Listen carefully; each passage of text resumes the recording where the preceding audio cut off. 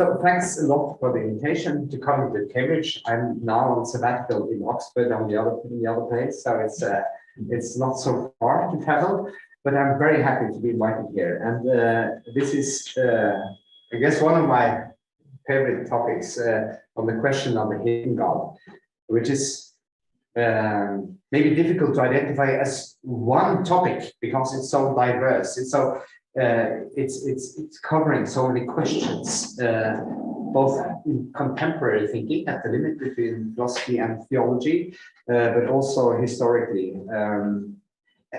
It has been also a part of Christian, Jewish, and Muslim theology. And you can have key questions in theology and philosophy, including the metaphysical foundations of theology, the epistemology of knowledge about the divine, and the philosophy of language, just to mention a few questions. And I think also for a religion of revelation, divine hiddenness is somehow implicitly presupposed, but also a limitation that God must be able to overcome partly or fully by revealing his will, love, or being to humans. It's addressed in scripture, and you find it in philosophical and theological traditions since antiquity, throughout the medieval period, in the Reformation and in modernity. But there are very different approaches to this topos, to this topic. And I think at least two of them are indebted to Neoplatonism, and others represent a succinct and subtle critique of Platonic speculation, especially this philosophical speculation in general. Modern philosophy has added another understanding of divine hiddenness as a result of epistemological doubt and sharp distinction between immanence and transcendence. So God is absolutely hidden. How can we understand God then? I mean, when it comes to Pascal or Kant, these are questions they are raising. And there is also a more recent debate in analytic philosophy under the name of divine hiddenness. But this debate, sparked by Schellenberg, apparently has little in common with all the others. I won't discuss that, but I just want to mention there is also another debate going on.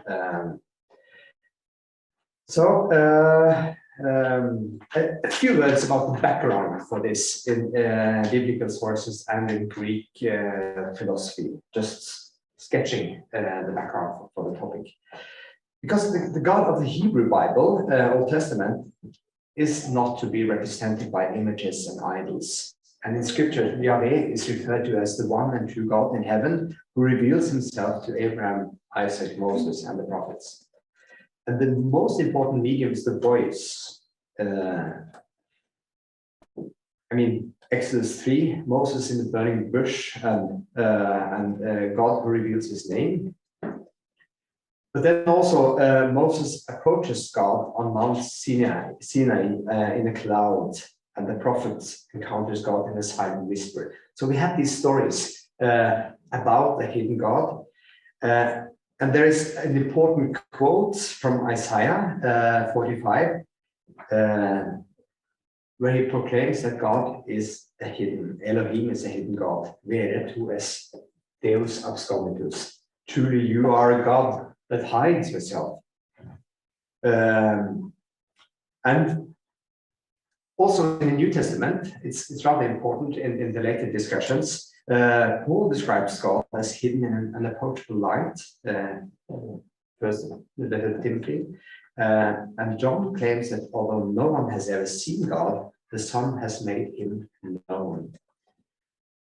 And then finally, a passage in the first letter to the Corinthians, 1:18-25, where Paul discusses how God will destroy the wisdom of the wise in favor of Christ crucified, arguing that the foolishness of God is wiser than human wisdom. Then there are, of course, references to God as hidden in Greek philosophy. for instance, to ordinary people in the Plato's allegory of the cave, that God is generally considered intelligible via analogy, or even as the source of reason, as the Son, the good, the one, or the unmoved mover. So there is a difference here. If you look at the Hebrew and the Greek tradition as kind of background sketch for this. And when we come to the early church, Neoplatonic philosophy served as a template for formulating Christian ontology and philosophical theology.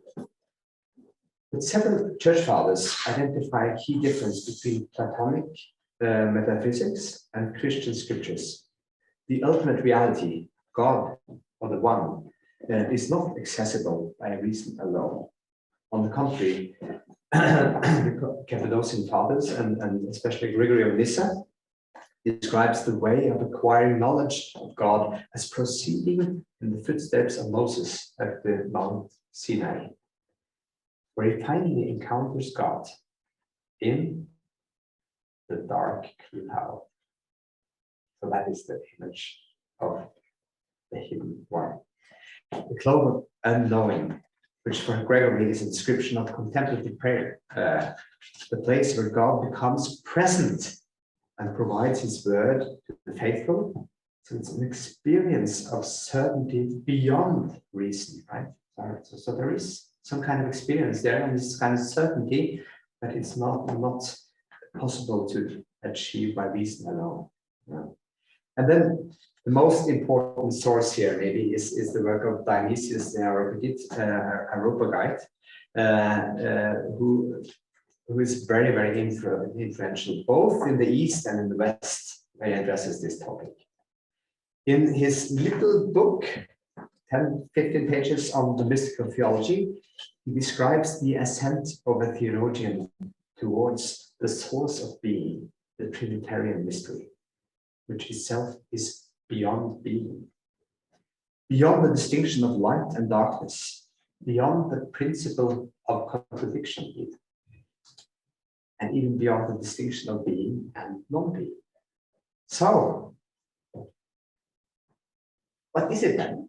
Where is God? I mean, he's a kind of esoteric thinker, so he argues that this ascent is only available to the narrow circle of initiated mystics who follow the mystical. And they have to accept the veil apophasis of denials of non-speaking. And this denials is what we normally know as negative theology, right? But it indicates that God is hidden beyond logic, being, and reason. And nevertheless, he presupposes that there is a silent experience of God in contemplative prayer, which is the peak experience of mystical theology. And I think this has served as a model for many theologians later within this, well, quasi-Neoplatonic tradition. In other texts, then Dionysius describes the cataphatic way, as the way down again from the mountain, where God is confirmed as one, as the ultimate being, as creator, as etc. And the dialectic between the apophatic ascent and the cataphatic way down to the world presupposes this ultimate hiddenness of God, because any reflection on the infinite one ends up in paradoxes and aporias. And true knowledge depends on divine revelation and contemplation beyond the capacity of the human reason. So this is somehow a sketch of the basis for this tradition. And now I want to broaden the scope a bit, because through the early and high medieval period, this became a kind of a standard topic for thinking theologically, but also for philosophical speculation about reality. I think Dionysius is one of the most commonly quoted authors in medieval theology, also because everyone thought he was the one Paul met at at the mountain in Athens, right? But spiritual authors and philosophers in the East and the West, such as Maximus Confessor, John Scotus Eriugena, Meister Eckhart, and Gregory Palamas, they all follow Dionysius on divine hiddenness. And so does the anonymous author of the Cloud of Unknowing from 14th century.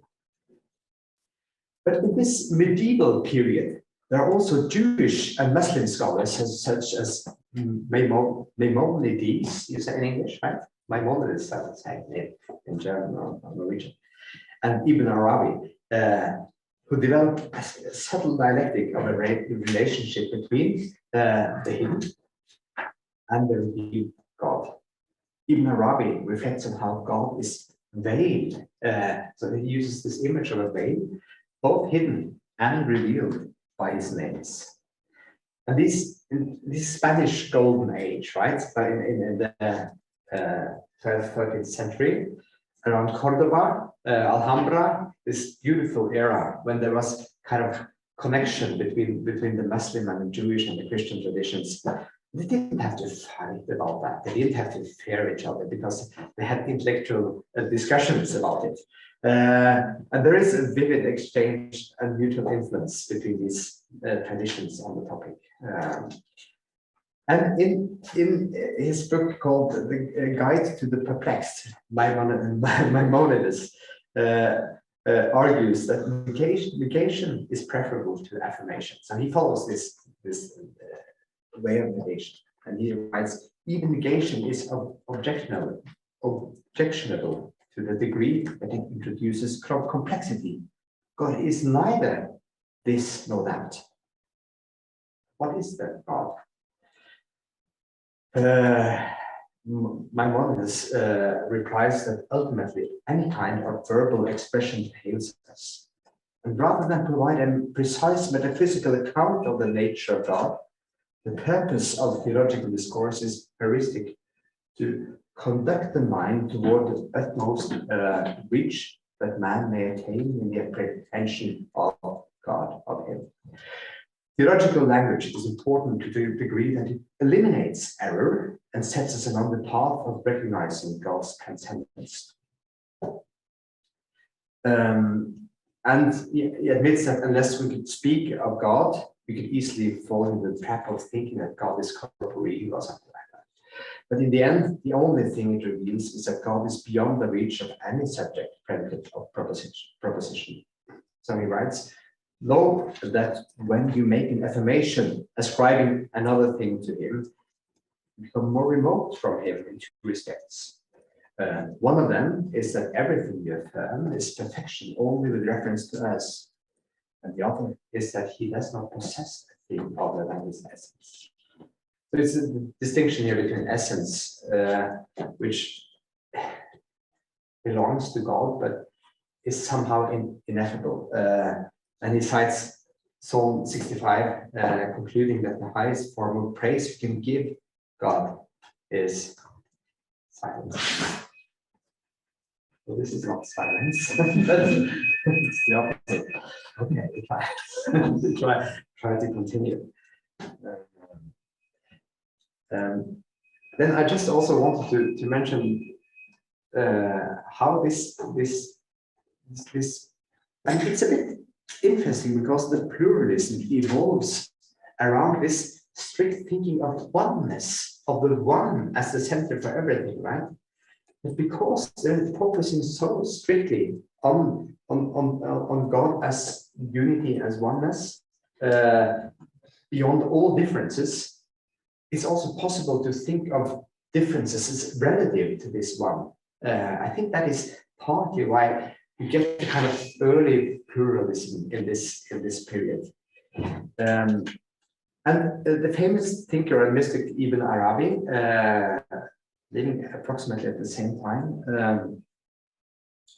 he distinguishes between God as such, his absolute reality, and the manifest God, which is God who is manifest in the world. And he argues that God in his eternity remains untouched and hidden, and the revealed God is available and recognizable. And so since everything, he argues, is sometimes accused of being a pantheist, or accused or acknowledged or whatever. Everything in the world appears as a manifestation of God. We only experience particular aspects of God, but not God, His essence and His unity. If you look on God through Him, even Arabi says, that is, if you regard essence from the point of view of essence, so then He regards Himself by Himself, which is the state of unity. But if you look on Him through you, through your perception, then that unity vanishes. So then you have the manifold as soon as you try to understand God from human perspective.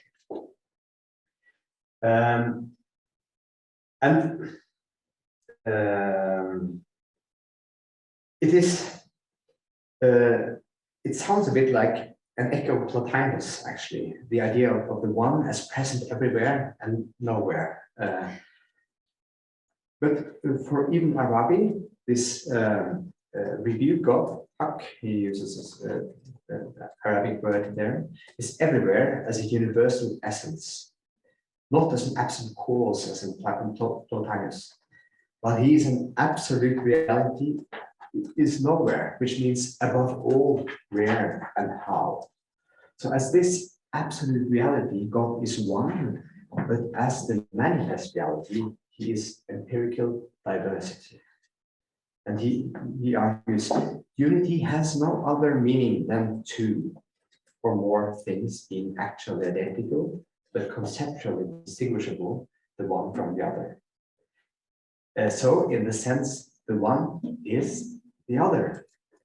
In another, it is not. You get into this kind of the difficulties of describing the distinction between unity and well, difference or plurality. So there is ontologically one reality, but epistemologically there are two aspects: a reality that transcends the phenomenal world, and the multiplicity which finds its explanation and foundation in the essential unity of the real. And then, just to understand how he uses the image of a light. If you compare this world to a piece of glass, if it's transparent, light passes through it. And the light always assumes the color of the glass. So light itself, he argues, cannot be seen, but everything else is discernible because of the light. So these are the pictures, right, describing the relationship between the absolute unity and this plurality of colored lights. And then he uses the term of the revealed signs of miracles, which are difficult to interpret because all God's manifestations and the revealed signs have a double meaning. As mirrors, they serve to unveil God's presence, and at the same time, by being ontologically different from God, they veil, as they conceal His essence. So everything, including the names of God and the human desire to look behind the veil, is a veil. But because everything discloses God's existence, it appears as a sign of God. It's like a paradox. What conceals God's essence reveals His existence in a form that is not God. So the words, the creatures function as both signs and veils. They disclose and veil God at the same time. And this corresponds to the simultaneous identity of God with the world and the difference between the world and God. So hidden behind exactly what reveals Him, or as even Arabi says, God becomes manifest by being veiled. So now I've finished this excursus into the Jewish and Western thinking, and return to Nicholas of Cusa, because he is a very interesting figure in this period. Because in Christian philosophy of this period, I think Neoplatonic influence of the late medieval period and high medieval is overwhelming. Even Thomas Aquinas, he cites Dionysius 1,700 times in his works. But I think his approach to the notion of God is rather different from the ones I've sketched here. Because for Thomas, God is always greater, so this semper major thought, right? Than our images of God. But God is nevertheless intelligible to humans in terms of analogy, right? So this is I think this is the Aristotelian version of divine hiddenness. God remains hidden to reason, since full knowledge of God and the Trinity depends on revelation. But there is in principle no absolute negativity. So there is no the question of being. He's more ultimate being than beyond being. See, I think that is God remains intelligible as a presupposition for philosophy and theology. I would say that we could discuss that afterwards. But Nicholas of Cusa, who is a bit later, 15th century, adopts an explicitly Neoplatonic approach to the notion of God. And he argues that the first origin of everything cannot be opposed to anything. And that means it cannot even be opposed to beings in the world. So he uses a term non-aliud, no other. It's the opposite of otherness. So it's incomparable to finite things and incompatible with finite logic. Both philosophy and theology will profit from kind of Socratic ignorance. He uses this term Socrates, even for his first major book called the Docta Ignorantia, so the teaching of the ignorant. And oneness, which is a key idea in his thinking, is identified only by what it is not, as non-aliud, non-other. And this is also an ideal of how to achieve knowledge. And his ideal is this Socratic ignorance.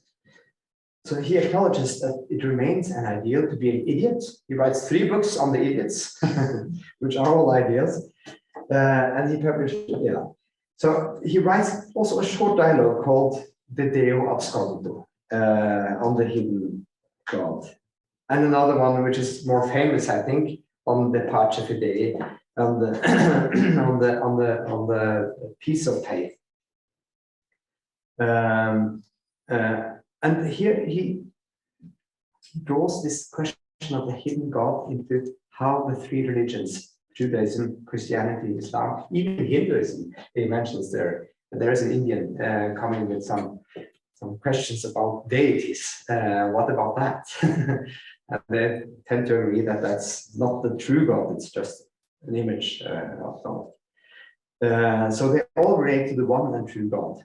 And it was written in 1453, so just after the fall of Constantinople, Byzance. So it was a tragedy, right, to the whole of Christendom.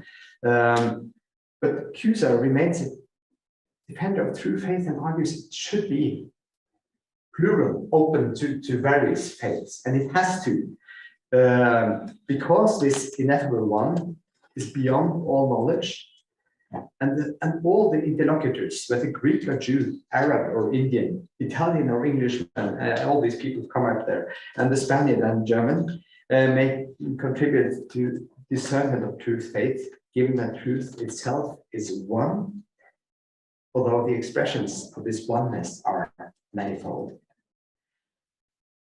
But then there is the question, of course, of differences in doctrine. There are some that are true and some that are not true. And well, he thinks they all may believe in God, since God is one, as truth is one, but they should live in peace and accept different ignorance in these issues. And then I want to, give you an impression of how he argues in Deo Absoluto, because it's a funny little dialogue. Actually, it's miscellany. I think it's you can read it in an hour. But these claims are drawn into the paradoxes of language in trying to describe the object of faith. So being asked by the pagan who this God is whom he worships, the Christian responds, I don't know. And so he argues that ignorance is better than knowledge when it comes to the highest things, in particular truth, since truth can be apprehended only by itself. And the pagan and the Christian, are drawn into dialogues as the following. Pagan, is God truth? No, says the Christian, yet he precedes all truth. Is he other than truth? No, for otherness cannot befit him. But in an infinitely excellent way, he is prior to whatever is conceived and named by us as truth. Christian explained how oneness is beyond all differences. And he argues that his fellow Christians worship absolute, unintermingled, eternal, and ineffable truth itself, whereas the pagans worship truth not as it is absolute in itself, but as it is in its works. And they early argues, since truth, which is God, is incommunicable to anything else. And this is the logic behind his denial, but it's also the logic behind his acceptance of plurality in the medieval sense of that term. So he ought to welcome plurality, since they all, even the Christians, are erring. Only by becoming idiots, ignorance, may they proceed on the way towards true insight and knowledge. And you also have discussions like this, the pagan. So then being would not benefit, would not befit God. Christian, your statement is correct. Therefore, and pagan, therefore he is nothing.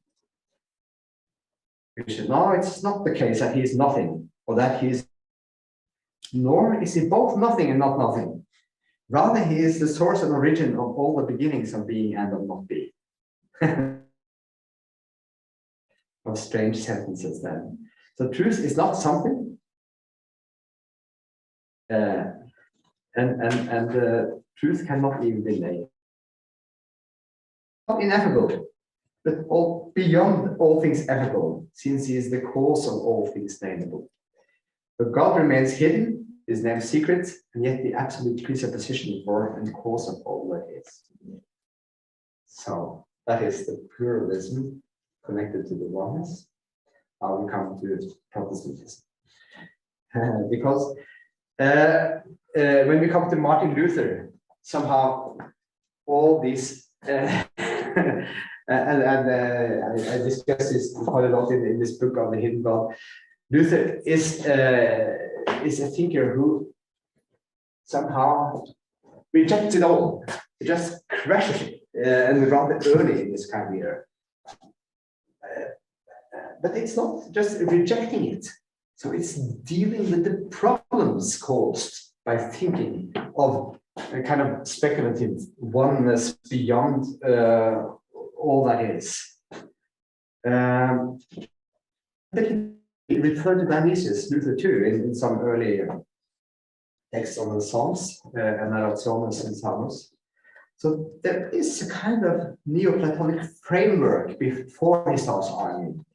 But from 1518 onwards, he uses this trope, or these words, into other senses that have deeply influenced debates in divine hiddenness afterwards.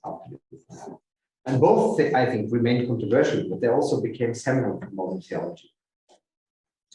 So first, I want to sketch the Heidelberg Disputation, 1518, where Luther somehow he presents his program for his friars in Heidelberg. They were all disturbed about this rejection of the Pope and all the quarrels about. This is starting on the 31st of October, and then in April 1518, the main questions of his program for theology. Theology of glory in favor of the theology of the cross. And it seems here like he flatly rejects Platonism at all, because speculation about God's superiority merely inflates the self-image of the theologian, he argues. In Christ, however, the glory of God is mediated through suffering. Christ's suffering glorifies God, whereas the theologian who recognizes it becomes humble and grateful for God's unprecedented wisdom. At the cross, God's glory is hidden in suffering, and God's strength is hidden in weakness, as true life is mediated through the death of Jesus Christ. You see, so turning everything upside down. And he writes with reference to Isaiah and the first letter to Corinthians, the back and visible things of God are placed in opposition to the invisible, namely his human nature, his weakness, his foolishness. The apostle calls them the weakness and folly of God. Now, it is not sufficient for anyone. And it does him no good to recognize God and unless he recognizes him in the humility and shame of the cross. So God destroys the wisdom of the wise, as Isaiah says, truly thou art a God who hidest thyself. What Luther he calls the back posterior, the rear side of God, is what Eberhard Jüngling has identified as the precise hiddenness of God. And the second point is that Luther criticizes metaphysical speculation on the hidden God and argues that God himself has revealed his will and grace in Jesus Christ. So whereas philosophical speculation is rejected as hubris and way of reproducing human images on idols of God, the hidden presence of God on the cross is salvific, a genuine expression of God's love and evangelical gospel. And strangely, maybe this is familiar to you, but this critique of metaphysics remains a topic throughout modernity, not only in Protestant theology, but also in philosophy. And Heidegger, he uses the term destruction of metaphysics, with reference to Luther and his term destructor in this part of the Heidelberg explanation, which I quoted here. And even Derrida argues for a deconstruction of metaphysics with reference to Heidegger and Luther. I think it's the only place he refers to Luther. The point is that we are able to avoid, we are not able to avoid metaphysics, but that metaphysical language may cover up rather than clarify and reveal the philosophical existential problems at stake. So Luther does not reject the glory and strength of God as such, but insists that it only allows true insight when it is conveyed as a revelation of divine grace in weakness and suffering.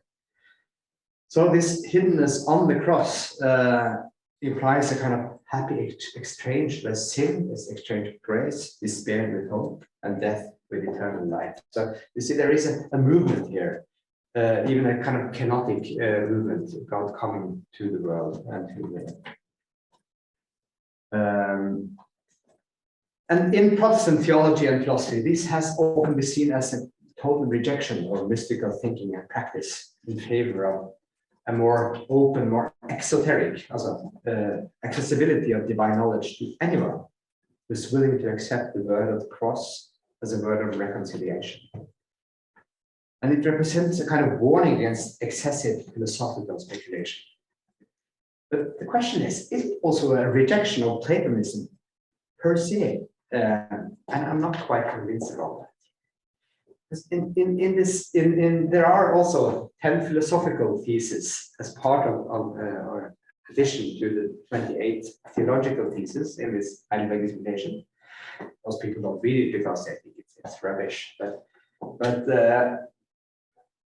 actually Luther praises Plato as a thinker of the infinite in these theses. And the pre-Socratics are even better. Anaxagoras is the best of all philosophers, he says, because he thought of the infinite as basis for everything. His argument could also be seen as a continuity of Plato within, although with a different approach.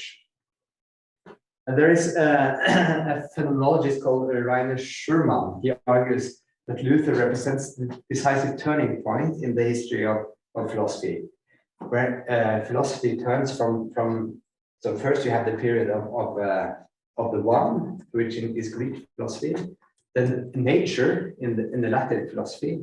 In Luther, it turns toward from things to phenomena, he argues, from exteriority to subjectivity.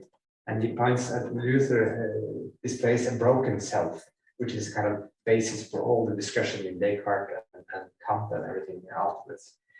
It's a controversial hypothesis, but there is something happening here in Luther's thought,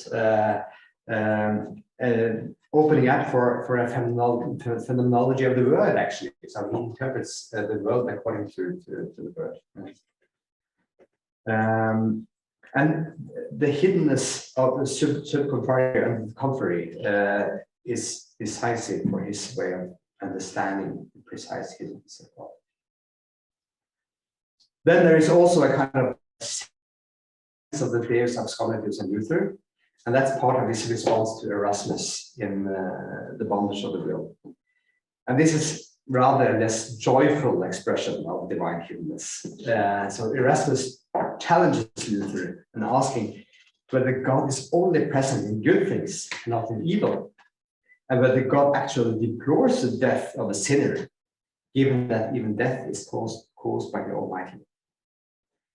And the mere thought about such a radically hidden God is so frightening and bewildering as the mythical cave at Korikos, he argues, referring to Greek mythology, in this cave where you go in and you're curious, but you are bewildered and you lose your way and you die in there in this cave.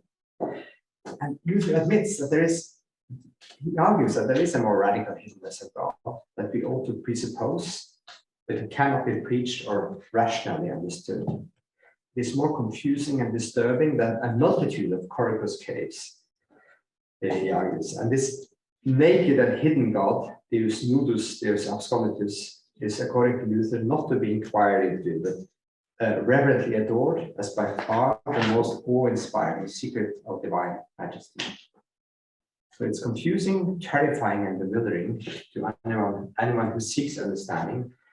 But this is simply how things are, he argues, if we try to understand the essence of God. Because if not, then we would only have construct a ridiculous God. So this has been rather controversial in later discussions.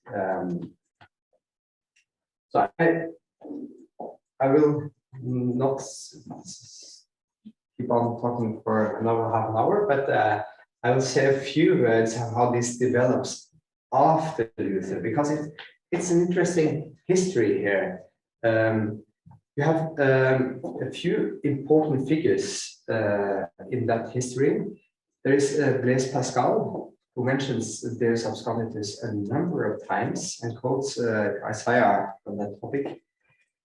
But he, as a mathematician and after Descartes, he sees there is an infinite empty space. And could there be a God out there in this space? He argues, well, there's one example of God's appearance. He argues that God must always have been there. Everywhere, actually, but hidden.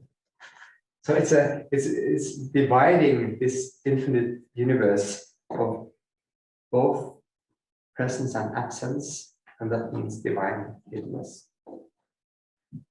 And Immanuel Kant addresses a similar problem because he rejects that God could be perceived as phenomenon, but he accepts deism and the idea that actually God is not only created the world, but the distinction between necessity and possibility. He argues that this amphiboly must be referred to God, and then he postulates the existence of God for as a moral principle, of course. And yeah, you have the question of God coming up within philosophy too, and the hidden God. And since the late 20th century, there has been a kind of revival of this negative theology within phenomenology, provoking the accusation of a theological term in phenomenology. And there you find people like Jean-Luc Marion and Jacques Derrida. And Marion follows this negative theology by Dionysius, argues that there is a God without or beyond being, as a mode of thinking where the intuition of presence in what he calls saturated phenomena exceeds conceptual thinking. He's not the only one in the arguments of analyzing these phenomena, but it's possible to see them as a theological expression of God's presence. But Derrida questions his reading of Dionysius and argues that the later that he sees a hyper being beyond being, despite this negative theology of Dionysius. And well, he's more radically, he's open to atheism also in this thinking about the God who is and is not there. But he presupposes that there is a secret in God, but he rejects our effort as grasping and controlling God. I think that is the main point in Derrida, actually. And the debate goes on in theology, and I just wanted to sketch a few positions there, because interestingly, it seems like the Lutheran and Reformed theologians tend to reject this radically hidden God in Luther. Only have there's Karl Barth and Everard Jungen. They say, "Oh, we don't have to care about that. It's the presence of God in Christ which is important, and that's his true hiddenness." But then there come people like Pushevara and David Tracy, and they affirm that if we want to keep a relation between theology and philosophy, between also the problematic questions of the world, not only the solutions of the gospel, we need to come back to this question of the radically hidden God. So both Pushevara in his theology of analogy and David Tracy in his more, well, unorganized thinking of theology, they confirm that there must be some kind of radical hiddenness of God. And I wanted to end with my own suggestion in this, because I argue in this book published like 6 or 7 years ago, that the Deus Absconditus introduce an irreconcilable difference in our understanding of God and establishes a clear distance between our names of God and the divine itself. And this apophatic gesture deconstructs and disturbs human efforts at domesticating the divine. Whereas such difference is unsettling, it does not necessarily imply a frightening image of God. On the contrary, it also involves the incomprehensible surplus of love and grace in God to be revealed in the gospel. So I think that this divine hiddenness on the cross reflects actually the disturbing and radical hiddenness of the Deus Absconditus. So this notion of divine hiddenness is aphoretic and unsettling, but the paradox of the cross reveals a broken and reconciled relation to God among finite beings. So the logos on the cross destructs or deconstructs metaphysics, as maybe Heidegger or Derrida would say, but it also inscribes the divine human relationship within a narrative and a logos that gives space for hope, faith, and love, without rejecting the experiences of anxiety, despair, hate, and destruction. That is kind of phenomenal thing. Thank you.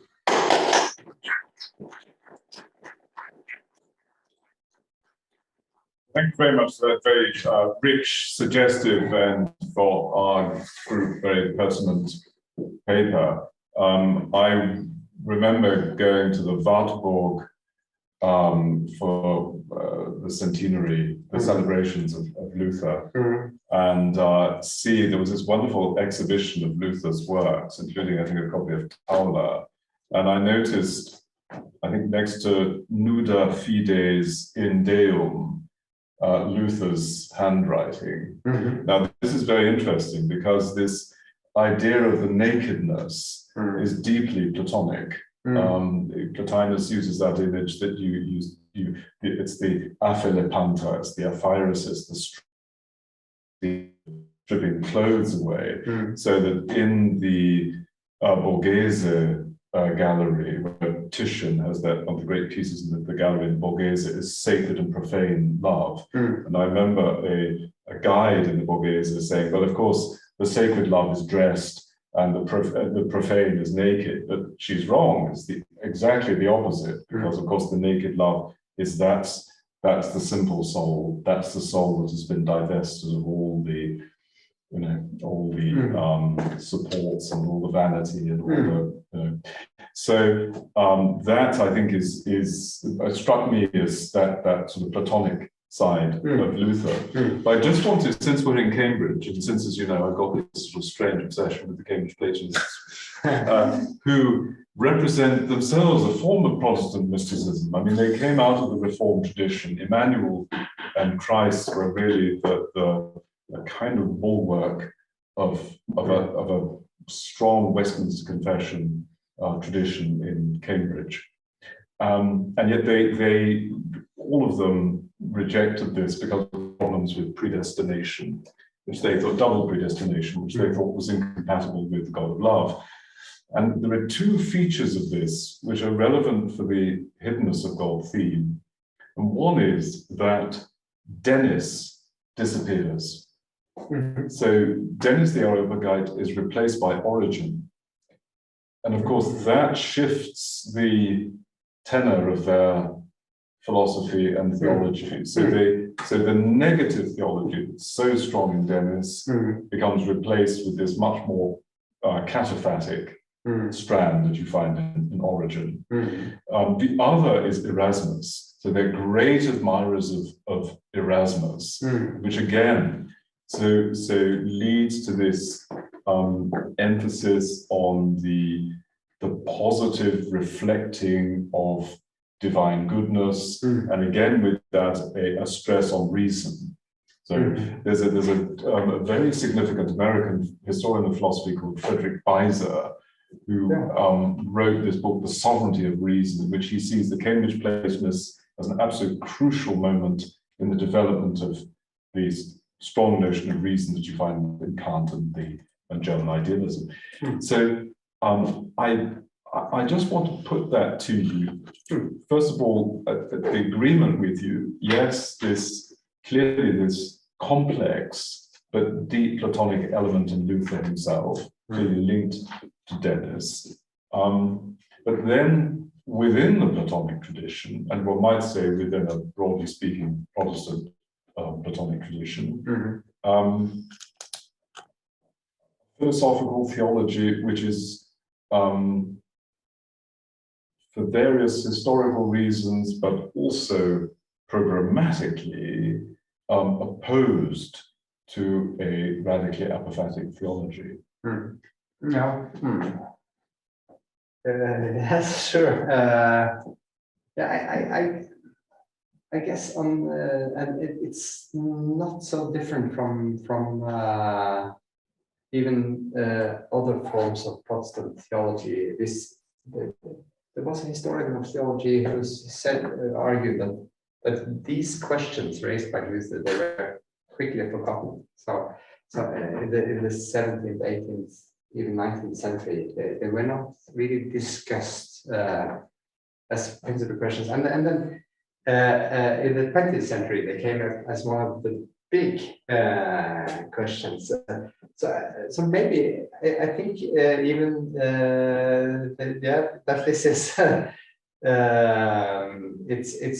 it's possible to just leave this aside and have a more kind of a positive, even maybe speculative or dogmatic metaphysics. I think on the continent it was more Aristotelian. Here maybe more Platonic in Cambridge. For a time, yes. For a time, at least, yes. And I think this argument about the hidden God is more, it's really more unsettling, and therefore it's difficult to use for some purpose, some pedagogy, or for some building a church or whatever, right? So it's and of course, Melanchthon was the figure who was formative for the German universities. Yes, yes. And of course, presumably Melanchthon is quite different to Luther. He's different from Luther in these topics here. Yes, he argues according to the theology of the cross could work, and of course the Romans as the letter for teaching, which gives a kind of a more comprehensible framework and a way of understanding human nature in relation to God as the key topic of reformation. Yes. I'm sure there are a number of questions. Esme. Thank you for that really enlightening talk. I'm quite interested in the relationship between the hidden God and modernity. Yes. Because I think, I don't know about you, but I think sometimes we tend to associate the Enlightenment with kind of epistemic hubris. Yeah. But I actually think it's kind of the opposite in a lot of ways. It's like it's an extreme epistemic humility. So it's pushing out the transcendence so far, like we can never know it at all, which I think you find in Kant, and you also find in Locke. Locke's whole epistemology is sort of like, we're so flawed in this life that we don't have intuitive knowledge of God. We're so limited in what we can perceive. It's only in the afterlife that we move beyond the dark glass, and we're seeing face to face. And I think that's a deeply mystical idea. And as you're highlighting here, it's something that you find in the Middle Ages with apophatic theology. So it kind of seems like the opposite of modernity. But actually, do you think that, as I say, because it's being pushed so far out, there's almost a danger that when it becomes so unknowable, you just cease to bother knowing it at all? And to quote what you said at the end, this kind of apophatic tendency, it disturbs our efforts to domesticate the divine. That's what you said. So I think, if there's no way of domesticating it, then the divine doesn't have a home. Exactly. Yes. So where is it? Yes. And I think that's modernity. It's just not there. I think it's a good analysis, but I think you have to add to the humility that the hubris. I think it's both in a sense, and maybe what is interesting about this the return of the question of the hidden God towards the end of the 20th century is that it's also unsettling the self-confidence of the secular understanding of philosophy and even of metaphysics and how we understand what it means to be a human. So I think this is a kind of the early approach of a more post-secular questioning about the conditions for a kind of stable modernity, but that doesn't make it less interesting to ask the questions you are raising here, because I think you can identify this topos because it's so basic for thinking, and also for the division you draw between one discipline and the other, as philosophy and theology, or even other disciplines like you could have it in political theology, for instance, also as a problem raised there. And it's like, I mean, you have the same thing in Luther. It's not a solution to anything. It's rather he delves into a problem and opens it up in order to try to identify what this is all about. And that's why it's fascinating when it comes back in our post secular age and the kind of encounters us as a question which we are not really able to solve, even in the secular way. Yeah. Professor Ferguson. Yeah. I wonder if there's a parallel reading of Calvin that maps onto your reading of Luther. Maybe, yeah. You know, in the first book of the Institutes, he explicitly criticizes pseudo-Dennis. Yeah. But it's because he reckons pseudo-Dennis thinks he knows too much about God. And Calvin says we don't know anything like as much as Dennis thinks. Really? Our judgment is clouded by sin, by our finitude. And there's a kind of anti-speculative train of thinking there. And that finds its way through the Reformed tradition with the emphasis upon human sinfulness, the cloudiness of our judgment. So that when you get to the Enlightenment, the philosophers, certainly of the Scottish Enlightenment in a Reformed culture, are stressing the limitations of human knowledge. Hume would be an obvious example, Thomas Reid.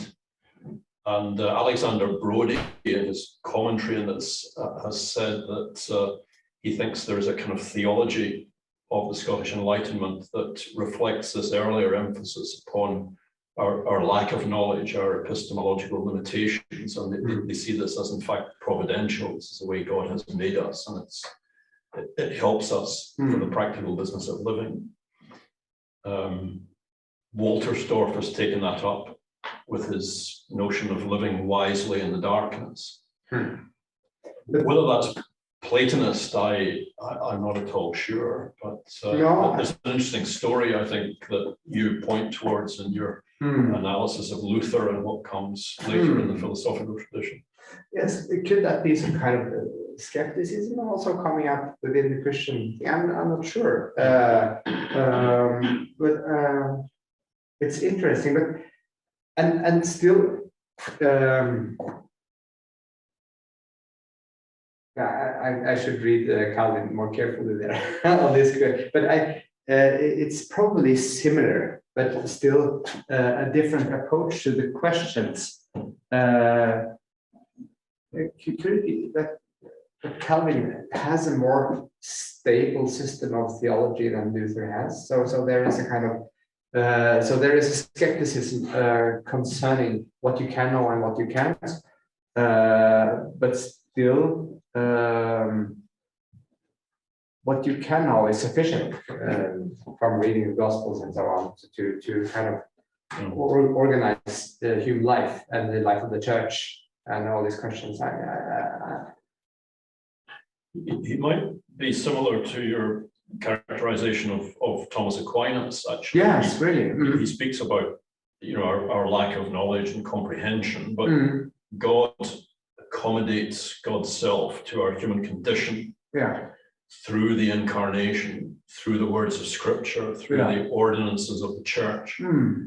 And this is a concession to our human weakness and fallibility. So we do know something, but it's only by virtue of divine condescension. And it's quite limited, though it's sufficient for our purposes. Yes, I guess this is something I also recognize in Karl Barth, a similar way of discussing it, because he's not and even Jung maybe. Jung has this famous article on "Que supra nos nihil ad nos." So what is above us is none of our concern. So he simply argues that we can discuss it the one way or the other, but we end up with kind of even though we don't want to do metaphysical speculation, we still end up with metaphysical speculations. So we should rather leave that and ask the question about justification, because that is the existential question at the heart of our existence. And so he's also very skeptical about that. Whereas my impression is that Luther, he, at least in his debate with Erasmus, he argues that Erasmus is a bad scholastic thinker. He's not able to define his concepts, and so Luther is actually also a bit concerned about metaphysics, because it's one language for describing reality, which he still needs somehow. And we can't simply avoid that, because it would be a kind of spiritual theology away from the hard realities of life and of war and so on and so on. Right? So I think there is something there at stake in Luther, but it's, of course, it's also problematic. There is a tendency towards a kind of voluntarism and nominalism in the way he describes this radically hidden God. So, which is there you get the question of determinism and free will, and there is somehow an extreme determinism there in a philosophical sense. It's a paradox, but he leaves it there as a problem. Yeah, but yeah. Oh, but I think you're probably right that these are different ways of organizing these difficult questions of the ultimate things, where there are similarities, but I agree with you that Calvin sounds more similar to Thomas in the way of organizing. Any other questions? I do have one actually. Do you see any patterns in terms of the relationship between theology of miracles and God's supernatural intervention and emphasis on apophatic or cataphatic metaphysical thought? So I'm just kind of thinking off the back of references to Calvin and the cessationist way of thinking within that tradition. Is there any kind of potentially counterintuitive patterns between saying emphasizing a more apophatic divine hiddenness and actually an acceptance of the phenomena of miracles in the world? I don't have a clear answer to that question, I would say, but I think when it comes to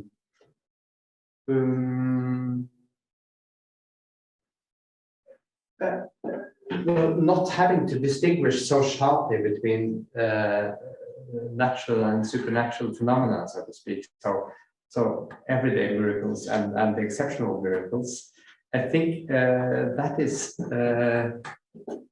is acknowledged by this way of seeing somehow, because there is such given this radical absence of God, there is also an immediate presence in everything happening in the world, which is actually a third or fourth way of Luther talking about the masks of God in everything happening in the morning light, but also in events going on through the day. So you can identify this phenomenal presence, although hidden, in almost everything happening. And I guess in that respect, maybe I'm not sure if it's a good answer to your question, but I think it's possible to think along those lines. Right? Well, this sort of Lutheran Reformed side of things. I remember a German sociologist claiming that the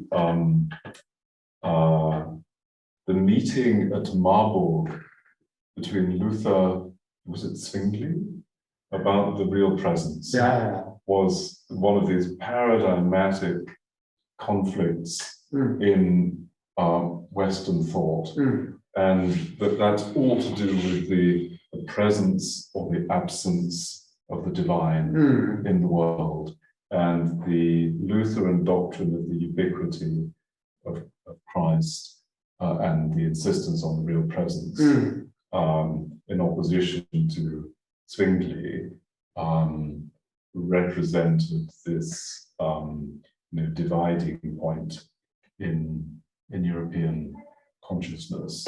Yeah, I mean, it's a huge framework for it, but I agree that there is an enormous difference there, and probably Zwingli is the more modern thinker in that respect, dividing, but extremely important in Lutheran theology, and is insisting also on somehow being Catholic. Yes, and these paradoxes would link in with these paradoxes that you emphasized in Lutheran theology, but presumably for the sort of more scholastically and humanistically trained Calvin would not be as appealing. I think so. There's a paradoxality in all this. Any final questions for our speaker? A slightly expansive one. Thank you for such a sort of a wide-ranging, fascinating talk. There was something you indicated at the beginning. You mentioned that divine hiddenness in the tradition, I think, can spring from either recognition of human epistemological limits or from God withdrawing God's self in some way, i.e., as Luther says, God, and following Paul, God withdraws himself into Christ, as it were, and it's revealed on the cross. The other variant on that withdrawing would be something like the Lurianic doctrine of Zimzum, this Kabbalistic doctrine that, as I understand it, there are people in here who know this rather better than me, that God withdraws God's self in or preliminary to creation itself. Do you, and this idea, I begin to see it coming through into Christian thinkers from the 17th century onwards. Do you have anything to say about that? Do you trace that, or even the beginnings of it earlier on? Because it's a fascinating variant on this idea of divine hiddenness and withdrawing, I think. Yes, I'm afraid I can't say very much on that question, but it sounds to me it can very well follow along such a line of Neoplatonic thinking, especially maybe as you have it in for instance, Ibn Arabi, who takes it into a very pantheistic, although he insists, I think, at least most Muslim theologians argue that this is a pantheistic or something view of God, but it goes very far in seeing the signs in creation everywhere and God withdrawing, and it's at the same time reviewing himself in the world. I guess that would be my best answer so far. Yes, but thank you. I think we should keep on discussing this. Well, I think this is a good moment to thank our speaker for a very rich and stimulating talk. Thank you very much.